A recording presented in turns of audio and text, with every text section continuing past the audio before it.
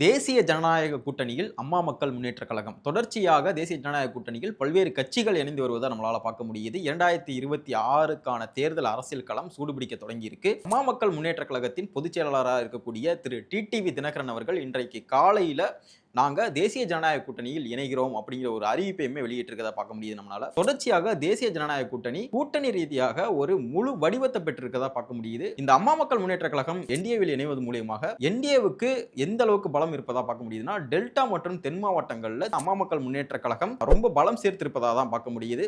கடந்த 2021 தேர்தல் காலகட்டங்களில் கிட்டத்தட்ட 30க்கும் மேற்பட்ட தொகுதிகளில் அம்மா மக்கள் முன்னேற்ற கழகத்தினுடைய அந்த ஓட்டு வங்கி எந்த அளவுக்கு முக்கியத்துவம் வாய்ந்தது அப்படின்னு நம்மளால பார்க்க முடிஞ்சு. அடுத்த கட்டமாக இதே பத்திரிகையாளர் சந்திப்புல டிடிவி தினகரன் அவர்கள் என்ன அறிவிச்சிருந்தார்னா, அதற்கடுத்து பியூஷ் கோயல், அதாவது தமிழகத்தினுடைய தேர்தல் பொறுப்பாளராக இருக்கக்கூடிய பியூஷ் கோயல் அவர்களையுமே சந்திக்கவிருப்பதாக கூறப்பட்டிருக்கு. ஜனவரி 23 பாரத பிரதமர் நரேந்திர மோடி அவர்களுடைய அந்த பொதுக்கூட்டம் நடைபெறுவதற்கு முன்னாடியாகவே தேசிய ஜனநாயக கூட்டணி அப்படிங்கிறது ஒரு முழு வடிவத்தை நோக்கி போறதை பார்க்க முடியுது நம்மளால. தேசிய ஜனநாயக கூட்டணியில் அம்மா மக்கள் முன்னேற்ற கழகம் இணைந்ததை பற்றி உங்களுடைய கருத்துக்கள் என்ன அப்படிங்கிறத கமெண்ட்ல சொல்லுங்க.